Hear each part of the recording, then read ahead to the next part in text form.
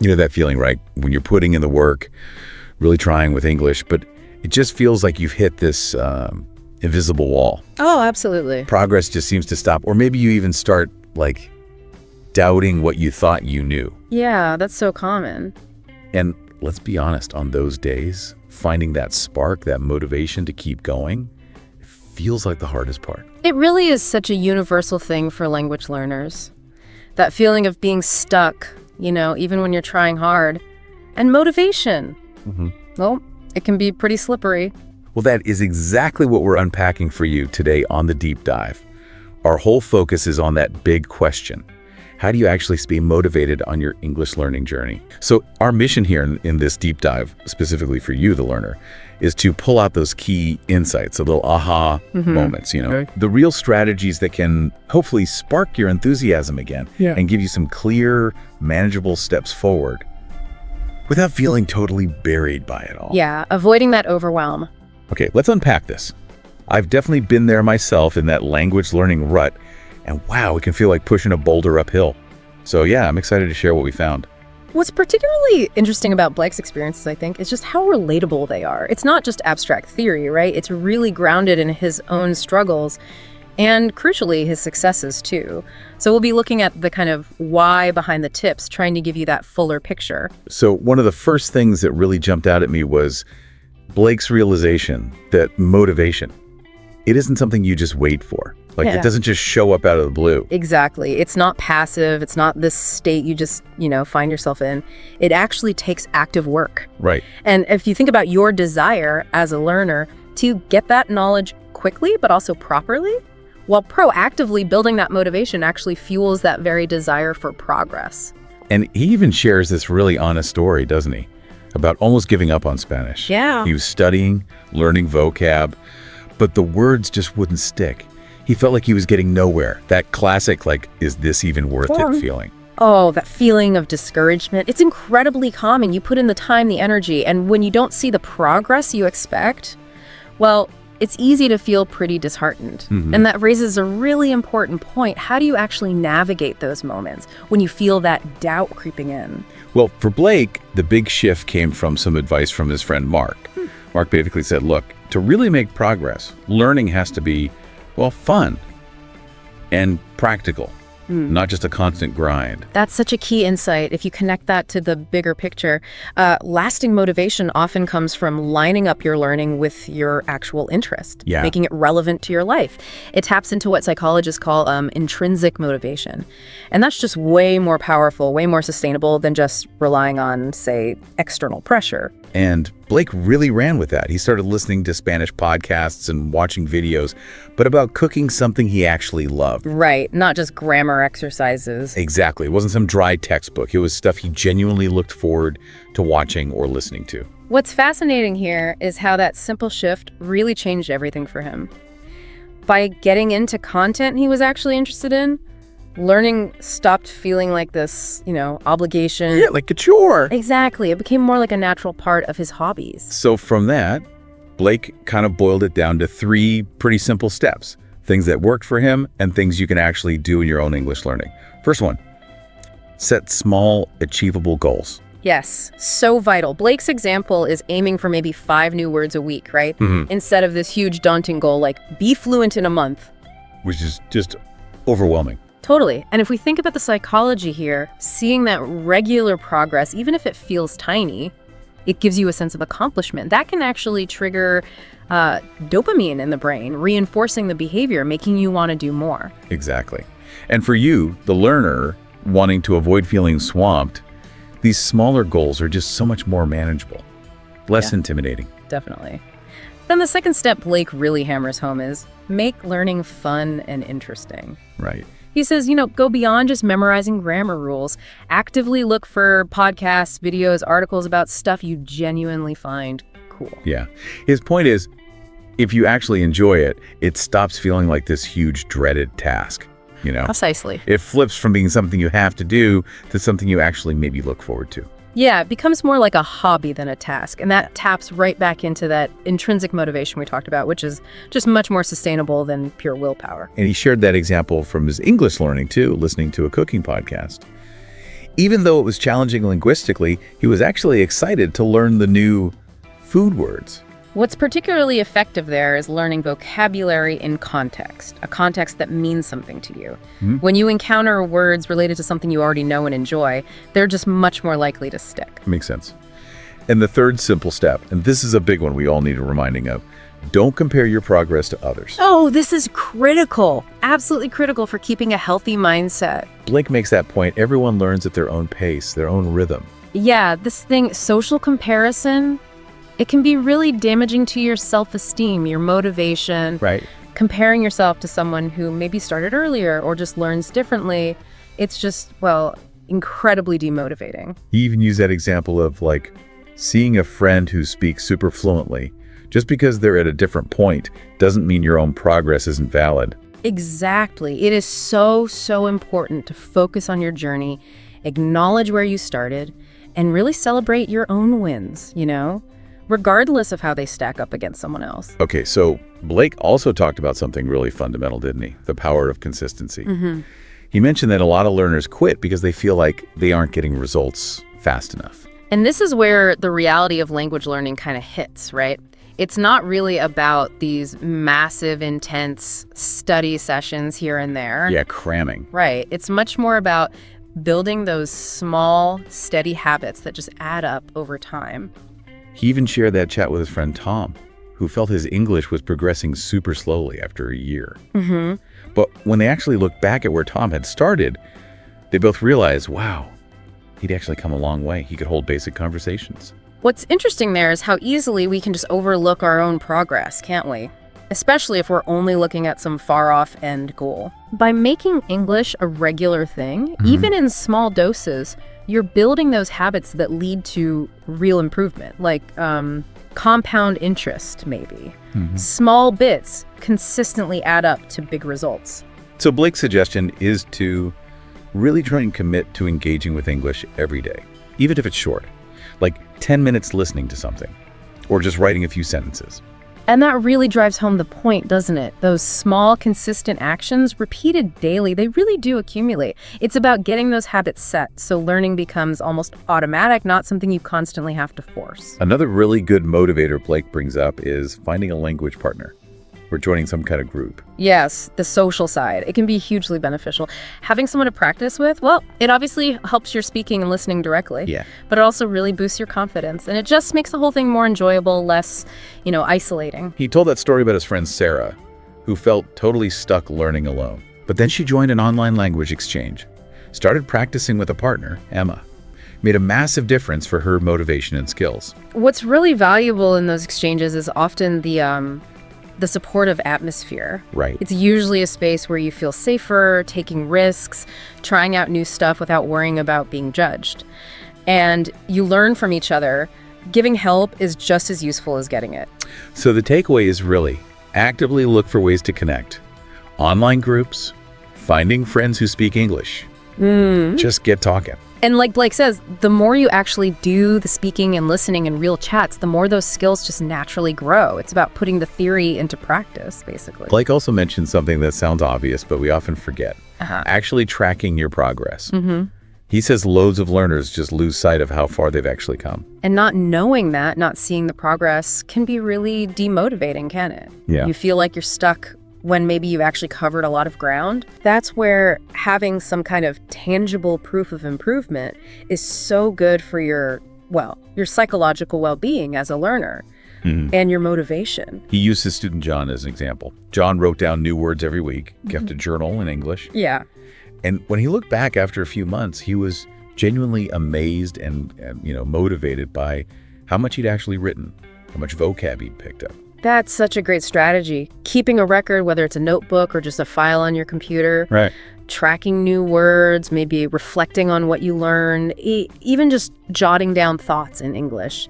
It gives you that solid visual proof. And Blake's point was seeing that growth with your own eyes gives you this real sense of pride, right? And a proper boost to keep going. It's like, wow, look what I did. Exactly. Tangible results. Okay, let's shift to goal setting. Blake mentioned that having a clear goal can be a really powerful driver for motivation. Absolutely. Goals give you direction, don't they? A specific target to aim for, something concrete to look forward to reaching. Without them, it's easy to just drift and lose momentum. He talked about his friend Jack, who set a goal. Speak with an English speaker for 30 minutes every week. Even though he was nervous at first, that specific target kept him going, and he got more comfortable over time. What's interesting there is that the size of the goal isn't always the most important thing. It's more about it being personally meaningful and crucially achievable. Right. It gives you focus and then that satisfaction when you actually hit it. So Blake suggests starting simple. Achievable goals. Like learn 10 new words this week, or be able to introduce yourself confidently. And that feeling you get when you reach even those small goals, it's really powerful. Creates a kind of positive feedback loop, right? Reinforces your effort, makes you want to tackle the next thing. Another piece of advice from Blake that really hit home for me was celebrating every victory, no matter how small it seems. Oh, so important. Cultivating that positive mindset. Language learning has its tough spots, and it's easy to just focus on what you can't do yet. Actively noticing your achievements, even tiny ones, gives you that crucial positive reinforcement. He talked about feeling frustrated himself when he couldn't say exactly what he wanted in English. Yeah. But then he made a conscious switch. He started seeing every time he used a new word right or understood a new phrase as a win. Exactly. Whether it's understanding a podcast without looking at the transcript or writing a short email successfully, these are all steps forward worth celebrating. They show you are moving along that path. So Blake really encourages you, the learner, to take that moment, notice every step, grasping a new idiom, having a simple chat, give yourself credit. Definitely. Pat yourself on the back. Blake also acknowledged that learning English, well, it's a journey, right? Yeah. Ups and downs. Absolutely. Some days things click, other days, maybe not so much. You might feel like you're not making any progress at all. And that's totally normal, expected even, feeling stuck sometimes, or maybe comparing yourself to others. Pretty much every language learner goes through that at some point. He mentioned his friend David, who almost quit English, felt his progress was way too slow, kept looking at others who seemed faster. Right. But David had this key realization, didn't he? He was getting too hung up on the end result fluency and wasn't really valuing or even enjoying the actual process of learning. Exactly.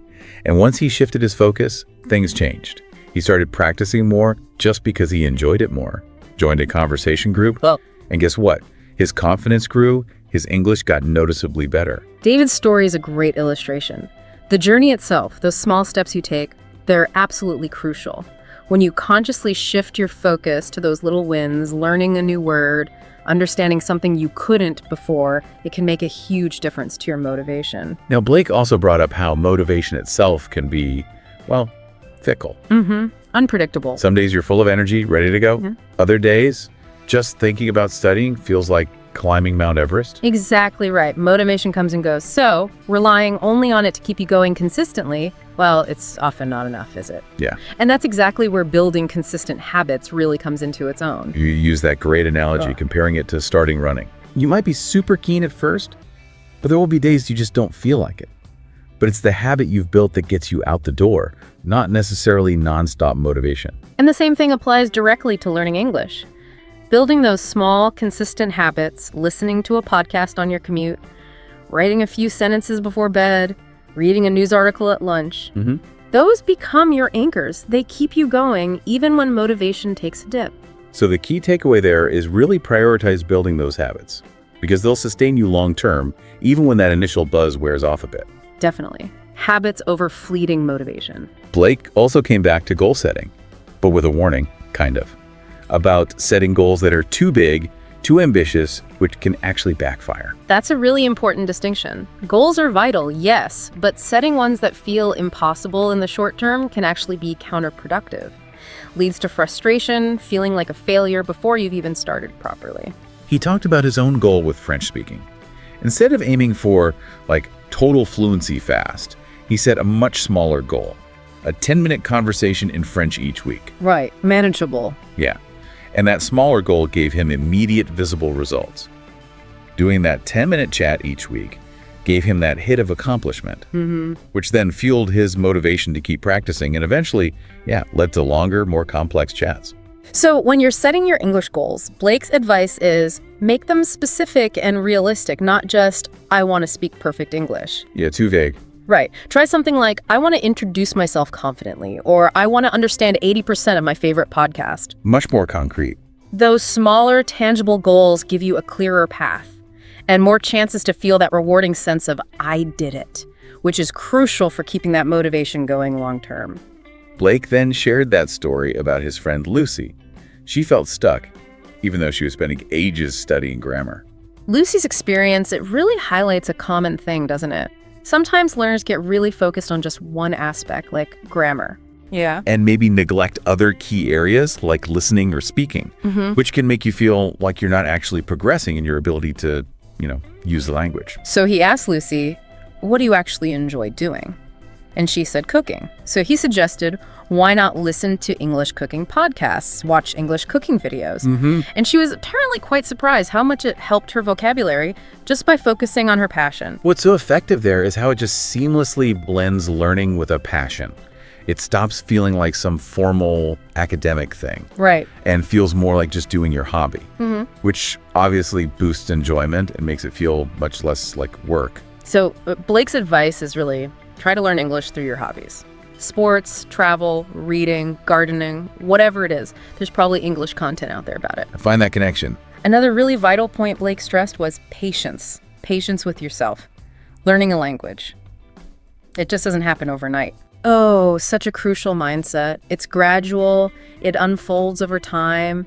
It needs consistent effort and understanding that, progress won't always be linear. It's essential not to get discouraged by the pace.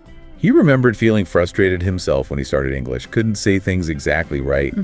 But he learned that with practice, just keeping at it, comes more comfort, more fluency. And as Blake rightly points out, you will make mistakes. That's not failure. It's actually a necessary part of the journey. Yeah, totally. In fact, making mistakes often means you're pushing yourself, right? Stepping outside your comfort zone, actively engaging. He mentioned his student Emma, who made grammar mistakes speaking, but actually gained loads of confidence and improved because she practiced in a supportive place. Emma's story shows it perfectly. Mistakes aren't setbacks, they're feedback, they show you where to focus. It's just fundamental to learning and growing. So Blake reminds us, everyone's journey is unique. Progress happens at different speeds. No one-size-fits-all timeline here. And the key is just keep your focus on your progress. Consistently notice and celebrate your wins, big or small. Forget comparing. Blake then circled back to routine. How important that is for long-term success, especially maybe after that initial excitement fades a bit. Yes, that initial buzz is great for starting, but it's the solid, consistent routine that carries you through those motivation dips. Stops you just skipping sessions when you don't feel like it. He talked about his friend Ben, who tried cramming really long study hours at first, got overwhelmed, lost motivation. Burnout. Yeah, but then he switched to shorter daily sessions, like 20 minutes. A mix of listening, writing, reading. And those shorter, focused sessions are just so much more manageable, aren't they? Totally. Makes it easier to stick with it daily. Avoids that burnout from trying to do too much at once. Those small daily habits, they really do compound.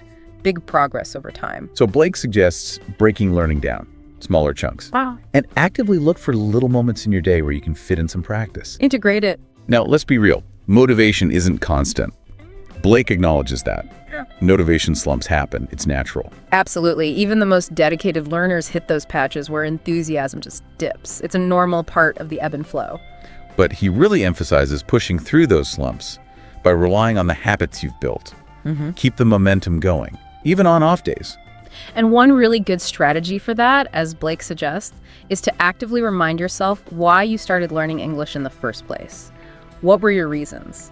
He mentioned his friend Carol, who actually wrote down her why, her specific goals, and kept it visible, a reminder for discouraging times. That simple act, consciously reconnecting with your underlying goals, can be incredibly powerful. It can reignite that motivation, give you the push you need. Blake also said Carol found new motivation by deliberately switching to more relaxed, fun ways of learning during those slumps. Yeah. Like reading English blogs she liked, watching English cooking videos related to her hobbies. And that just reinforces that idea again, doesn't it? Tying learning to your passions makes it feel less like demanding work, more like something you actually want to do. Speaking of making it enjoyable, Blake brought up creating a kind of mini immersion experience, even if you can't actually go live in an English-speaking country. Oh, that's a great tactic. Surrounding yourself with the language, making it part of your daily environment. It can really boost motivation and fluency. He shared his own experience doing that with French, changing phone settings, listening to French podcasts, following French social media accounts, things he was interested in anyway. And Blake suggests doing the same with English. Change your phone language, your social media, follow English-speaking influencers or creators who cover topics you like. The idea being, right, that more exposure in everyday contexts makes using English feel more natural. Yeah. And builds listening skills without feeling like forced study. Exactly. It seeps in more organically. Blake then really stressed the critical step of using English, real-life situations, moving beyond just studying rules and lists. That jump from passive learning to active use, it can feel intimidating at first, can't it? Totally. There's often that hesitation, that fear of making mistakes in front of people. But Blake shared that important secret: making mistakes is okay. More than okay, actually. It's valuable, often leads to faster improvement. You learn from them. Exactly. Just trying is key. Every attempt to speak, every effort to understand, it all counts towards progress, even if it's not perfect right away. He told that story about his shy friend Mark. Mark overcame his fear by joining a conversation group, realized people were supportive and corrections were actually helpful. So Blake really encourages finding ways to talk, language partners, tutors, even just practicing out loud to yourself in the mirror. Yeah. Build that comfort. And he also highlighted listening, alongside speaking, how crucial active listening is. Right. Regularly listening to native speakers helps you get a feel for the rhythm, the pronunciation, the natural flow. He used that analogy of learning the melody of a song. Yeah, exactly. The more you listen attentively, the easier it becomes to understand and eventually copy those sounds and patterns. He mentioned his friend Julia, who improved her understanding of fast speech by listening to English audiobooks on her commute. So, making regular listening a part of your routine, exposing yourself to different accents, different styles, it's vital for both understanding and speaking better. Blake then circled back to patience again. Progress isn't always a straight line up, is it? There will be plateaus, times you feel stuck. Such an important thing to remember. Some days feel like big leaps, others feel like standing still. It's all part of the normal process. But he reassured us, even on those days where progress feels invisible, just doing the practice is still contributing. Your brain is still working, still absorbing. Absolutely. Even small, consistent efforts build that foundation. Like watering a plant, right? You don't see huge growth every day, but the consistent nurturing makes the difference long term. So, to kind of pull his main advice together, Blake summarized that staying motivated is about building good habits, setting realistic goals, being patient and kind to yourself, and actively finding ways to enjoy the journey. And just to echo those key tips, prioritize consistent practice, actively make it fun, and remember to notice and celebrate every single step forward, however small it feels. Blake also talked about what he called the power of small wins. How easy it is to get discouraged looking at the huge mountain of fluency still ahead. Oh, that feeling of being overwhelmed by the sheer size of it all. Yeah. Yeah, that can really kill motivation, like staring up at an impossible climb. But his little secret was that it's the small wins, the little steps, that actually matter most for keeping you going. He used that climbing analogy. Yeah. Don't focus on the summit, focus on the next step right in front of you. That's such a helpful way to look at it. By breaking that huge goal down into smaller, manageable bits, the whole thing feels less scary. And you get more frequent hits of that "I did it" feeling. He mentioned his friend Daniel, who got frustrated with big fluency goals. But he found motivation again by setting small, specific weekly goals. Learn X words, listen to a podcast daily, things like that. And as Daniel found, those small, achievable goals are just easier to focus on. They provide that positive feedback loop, achieve something regularly, feel good, want to keep going. Blake also stressed connecting English learning with real life, practical situations, how powerful that can be. Yes, because if it's just classroom stuff or just textbooks, it can feel a bit abstract, disconnected from why you actually need or want to use English. He told the story of his student Sarah learning English for work. She deliberately started writing work emails in English, talking to international colleagues in English. Seeing the immediate positive impact on her job was hugely motivating. Sarah's experience really shows the value of practical application, doesn't it? When you see how your skills directly help you in real situations, it's a really strong reason to keep learning. Blake also came back to that crucial point. Don't fear mistakes. He said that fear really stops people from even trying to speak. And that hesitation, that fear of not being perfect, it seriously slows you down. Making mistakes isn't failure, it's just a necessary, unavoidable part of learning any skill, especially language. It's how you figure things out. He even shared that funny story about his friend Tom making some grammatical blooper. Yeah. But it wasn't a disaster, and it actually helped Tom relax more about speaking. Exactly. Most people, especially native speakers, are usually pretty understanding, often happy to help learners. That internal fear is usually way bigger in our heads than it is in reality. Another key thing for motivation, Blake said, is creating a support system. Learning alone can feel isolating. That sense of community, yeah, it's incredibly valuable. Gives you accountability, encouragement, a place to share struggles and wins with people who get it. He talked about his student Michael, whose motivation in speaking really improved just by joining an online group of English learners. And there are so many ways to connect now, aren't there? Online forums, Facebook groups, apps. You really don't have to do it all alone.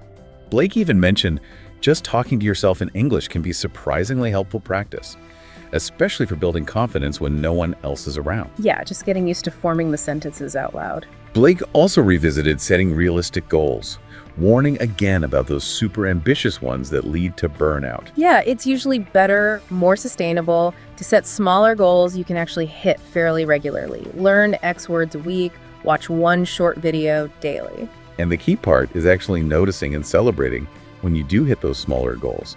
That regular sense of progress keeps you going. He mentioned his friend James, who built a reading habit just by setting an achievable goal.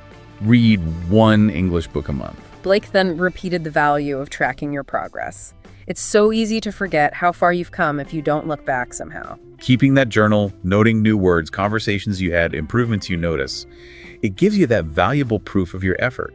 He suggested simple checklists, too, for learning goals, so you can physically tick things off. And seeing that visual proof of growth, yeah, it's a powerful motivator in itself. Encourages you to keep building on it. So a quick recap of Blake's main strategies for staying motivated.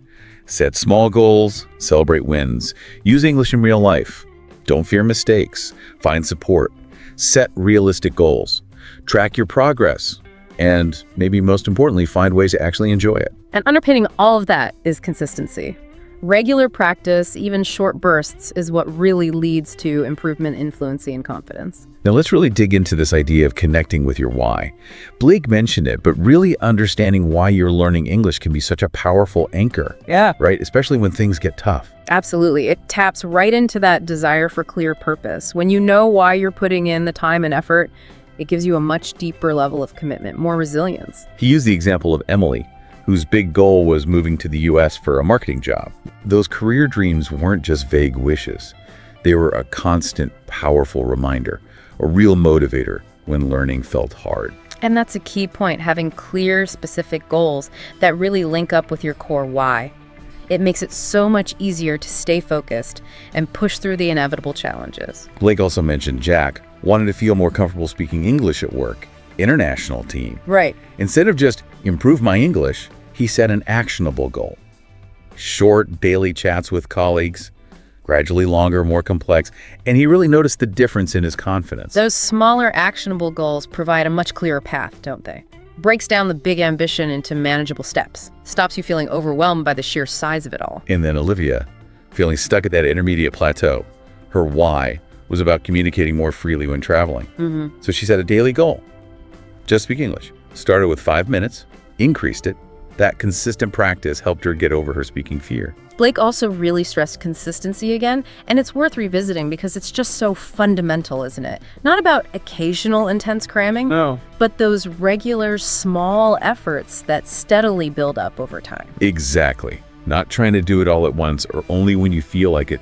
Making that daily effort, somehow, somewhere, that's where the real lasting progress comes from. He shared David's story trying to cram study into weekends because weekdays were busy. Yeah. But he hit a plateau, felt demotivated, realized daily practice, even shorter bits, was way more effective for actually remembering things, improving listening and speaking. And that just shows the importance of spacing it out, right? Yeah. Lets your brain actually absorb and process things better. Leads to more lasting progress than infrequent binges. Blake also carefully shifted focus to listening and speaking the active skills. reminding us they're crucial for fluency, not just reading and writing. These are the skills that let you actually engage in real time, understand and be understood, connect with the language personally. And consistent listening practice really trains your brain, doesn't it? To recognize sentence patterns, vocabulary, and context, get that natural rhythm and intonation, like tuning your ear. Blake used that example of everyday greetings, like what's up, versus formal textbook stuff. Real conversations are full of those nuances. He then mentioned Alex, who deliberately listened to English podcasts on topics he liked, started short, went longer, found that regular exposure really helped him understand the natural flow and even start copying some of those patterns. Blake also really hammered home that linking English learning with your passions, your interests, that can be a total game changer for motivation. Yeah, makes it enjoyable, relevant. When you're using English for something you already love, it just doesn't feel like studying anymore, does it? It gets woven into your hobbies. Exactly. He gave that great example of John, the cooking enthusiast. Focused on cooking vocabulary, watched cooking shows, followed recipes, joined online cooking forums in English. His English improved naturally, enjoyably while doing his hobby. And finally, Blake thoughtfully brought us back to patience. It's so easy to get discouraged when you don't see instant results, especially with something as complex as language. That feeling of, am I ever going to get this? Yeah, it can be really demotivating. But as Blake wisely said, it's a marathon, not a sprint. Every consistent effort, even small ones, moves you closer. He told that story of Michael, frustrated by slow progress despite dedication. His teacher encouraged patience, trust the process, and over time, Michael saw that those small daily improvements really do add up to significant progress. So to kind of summarize this deeper dive into motivation, it really involves making the process enjoyable, setting realistic goals tied to your why, tracking progress, celebrating wins, and remembering patience. Absolutely. It's about building routines, embracing mistakes as learning opportunities, and sticking with it. Like that marathon training, pace yourself, focus on progress, celebrate milestones. And remember Blake's point. Challenges aren't roadblocks. They're chances to learn and grow. Don't quit. Just keep moving forward, step by step. Blake also gave that really practical example with Mark, wanting to improve English for his career, but losing steam after the initial excitement. Right, and Mark's early attempts with maybe more traditional, less engaging methods just weren't cutting it for long-term motivation. But he shifted strategy, set small, specific vocab goals related to his job each week, actively used them with colleagues, listened to business English podcasts. That real-world connection made a huge difference. Exactly. By tying the learning directly to that meaningful goal, his job, he found new motivation and boosted his confidence in actually using English at work. Blake also really stressed celebrating those smaller achievements, not just waiting for the huge milestones. Because those little victories are the building blocks, aren't they? They give you that immediate positive feedback that keeps you going. He mentioned Lucy, the intermediate learner struggling with listening. But that moment, she understood a whole weather report without subtitles. That was a real win, a real boost. Positive reinforcement. Blake also talked about keeping things fresh, avoiding monotony, which can kill motivation. Yeah, doing the exact same thing over and over. It gets boring, right? Your enthusiasm can dip. So he recommended consciously switching things up sometimes. Watch a video instead of reading. Try journaling instead of essays. He even shared his personal story learning Spanish. Listening to music, looking up lyrics, translating them, made it more fun, more personal. And Blake also highlighted practicing with others again. Study buddies, groups, for feedback, encouragement, staying motivated together. Having someone else involved can make a big difference, can't it? Keeps you accountable, makes it more fun. Blake shared Tom and Sarah practicing together. Nervous at first, but found it a fun, supportive way to improve and keep each other going. Blake also tackled self-doubt head-on, that feeling many learners get. Oh yeah, so common. It's normal, even for advanced learners sometimes. Important not to let it stop you. He told the story of Sarah, a different Sarah, who was nervous about speaking, but she committed to daily practice, even short bursts, gradually built confidence, overcame the doubt. And Blake offered that really important, often forgotten advice. Be kind to yourself. Be compassionate. Language learning is long, it's challenging sometimes. Yes, it's easy to be overly critical. Self-compassion is key for a positive mindset. He mentioned Anna, who was hard on herself for not being fluent faster, but she realized she needed to enjoy the process, acknowledge her achievements along the way, however small. Blake then revisited Tom and Sarah, focusing on how they kept going after the first 6 months, when the routine started feeling a bit, well, boring. That's a real challenge, isn't it? Keeping it fresh once the novelty wears off. They deliberately switched things up, added language games. Sarah started writing short stories in English, found new motivation through new approaches. But as Blake stressed, even with changes, consistency was still key. He used that muscle analogy again. Regular practice builds strength, even when it feels routine. And he noted, even when you feel like you're plateauing, progress is often still happening under the surface. Your brain's absorbing.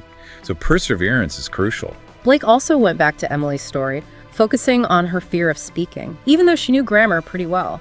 That fear of mistakes, it's such a common barrier, stops people from practicing. But Emily's breakthrough came when she shifted focus from perfection to just communication. She committed to daily speaking practice, no pressure to be flawless. That led to more comfort, more fluency. And as Blake said, embracing mistakes is essential. Every time you try to speak, perfect or not, you're making progress. Blake then revisited David's story, highlighting his initial struggle with unfocused, broad goals. Yeah, without clear goals, it's easy to lose direction, lose motivation. But David found success by creating a detailed plan for a specific goal. Hold a 10-minute conversation. He broke it down. Vocabulary needed, pronunciation practice, listening focus. And Blake explained how that structured approach gave David a clear path, and that satisfying sense of accomplishment with each smaller step achieved. Blake also revisited Michael's story, focusing on fitting English into a busy schedule.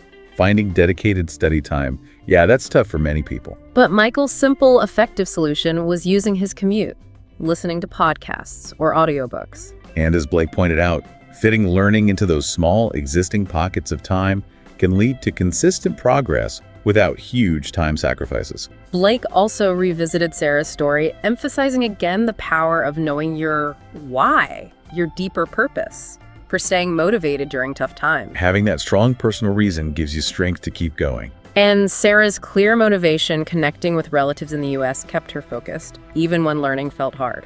So as we near the end, Blake talked about plateaus, that common experience where progress seems to slow right down despite effort. It can be frustrating. Absolutely. Putting in the work but not seeing the results you expect. Yeah. Demotivating. But Blake reassured us, plateaus are normal. They don't mean you've stopped progressing entirely. Often, it's your brain consolidating skills, strengthening foundations, even if it feels static. He mentioned Jack and Emma feeling stuck at intermediate after years of study. And as Blake explained, a plateau is often consolidation time. Key is not to get discouraged. Trust the process. Visible improvement often comes after these phases, maybe with a slight change in approach. And Jack, following Emma's advice, shifted focus to celebrating small wins. He was still having understanding more, reading faster. That helped his resilience. Blake stressed persistence and patience are key to breaking through plateaus. Trust that continued effort will eventually show results. Blake also revisited the value of a supportive learning community. Learning with others provides encouragement, feedback, stops it feeling like a lonely journey. He highlighted the benefits of language groups, classes, online communities. He shared Peter's story, hesitant to speak, but gained confidence and improved hugely by joining a supportive online group. Blake underlined that being part of a group fosters motivation, makes learning more enjoyable. Blake also explored motivating yourself through external interests, activities outside direct study. Connecting English with hobbies makes it feel less like a task. Yeah, he used Laura, who loved cooking. Learned English, finding recipes, tutorials, made it way more engaging for her. And Blake reinforced celebrating progress again, acknowledging even small steps forward. That positive reinforcement is so important. He mentioned James, who initially focused on what he couldn't do, but shifted to celebrating progress, understanding podcasts, reading books, boosted his motivation. So, to wrap up this section, Blake reminds us motivation fluctuates. But the key is keep pushing forward. Routine, goals, finding personal meaning, enjoying the process. And a final encouragement. Remember, progress is progress, however slow it feels sometimes. Keep going. Now, Blake introduced another powerful idea, creating a vivid vision of your future, imagining the positive outcomes of learning English. Absolutely. Visualizing those benefits, the opportunities, it can be incredibly energizing, give you real purpose. He mentioned Michael, the different one, Yeah. dreaming of traveling to the UK. That clear vision helped him push through discouraging moments. And as Blake emphasized, keeping those compelling goals in mind can really reignite passion when things feel tough. Blake also talked about making learning a game. gamification. Yeah, turning study into a fun challenge rather than a chore can be really effective for keeping interest high. He shared Sophie's story struggling with motivation until she set small goals with rewards, used language apps that felt like games, made it enjoyable. Blake encourages using apps, rewards, challenges, anything to make learning more engaging, less monotonous. Blake also stressed that crucial mindset shift again. Focus on communication, not perfection. Absolutely. The goal is effective communication. Getting bogged down in perfect grammar from day one can stop you actually practicing. He mentions Sarah, another Sarah, overcoming her fear of mistakes by just starting conversations, realizing being understood was more important than flawless grammar. Blake encourages just speaking, even if it's not perfect. That real communication practice is what leads to improvement across the board. Blake wrapped up his core advice, reminding us all, be patient, don't give up. Progress takes time, consistency is everything. That long-term view, language learning is a journey, not a race. He shared George's story, starting English at 40. Felt discouraged initially, but stuck with daily practice, eventually saw huge progress. Blake's final thought, patience and persistence. They really are the keys to getting there in the end. So as we start to wrap up this whole deep dive, Blake brings us right back to the most fundamental thing, understanding your why, your deep personal reasons for learning English. Because that underlying purpose is what gives you the strength, the resilience to overcome challenges and stay motivated long term. He used Thomas, another Thomas, dreaming of visiting New York. That clear vision kept him going through tough grammar and vocab learning. Blake emphasizes know your why. Travel, career, connection, whatever it is. That fuels your energy, keeps you focused. Blake also repeated how effective daily habits are. Short daily practice beats infrequent long sessions for reinforcing learning, making English part of your life. Integrating it into daily routines, even small bits, makes it accessible, less overwhelming, leads to sustained progress. He mentioned Lily, struggling with consistency, found success committing to just 15 minutes daily breakfast, bedtime, lunch break. Blake concludes even those short, consistent bursts lead to significant improvement, feel less daunting than big study blocks. And Blake came back to celebrating small wins, acknowledging every step no matter how minor. That regular positive reinforcement reminds you progress is happening, sustains motivation. He shared Jake's moment understanding a whole listening practice without pausing. A small win, but a big personal celebration, renewed motivation. Blake highlighted finding a study buddy or group again, the motivational benefits of learning together, accountability support. Shared learning, feedback. It makes the process less isolating, more enjoyable. He mentioned Emma, another Emma, joining a study group for pronunciation. Gained confidence, got helpful feedback. Blake also emphasized using fun tools and resources, make learning enjoyable to stay motivated. Apps, games, media, not just textbooks. Gamification, interactive learning, makes it feel less like a chore. He shared Sophie's, another Sophie, success using game-like apps, watching English TV shows she liked, made learning feel natural, fun. Blake repeated, focus on communication, not perfection. That's the main goal.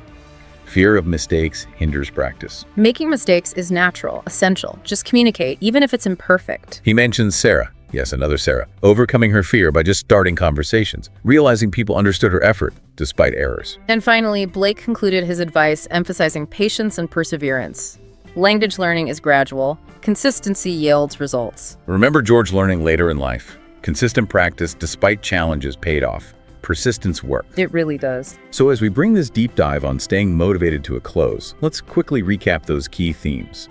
It's about creating that internal motivation, setting achievable goals linked to your why, consistent practice, finding enjoyable methods, tracking progress, celebrating wins, and having a positive, patient mindset.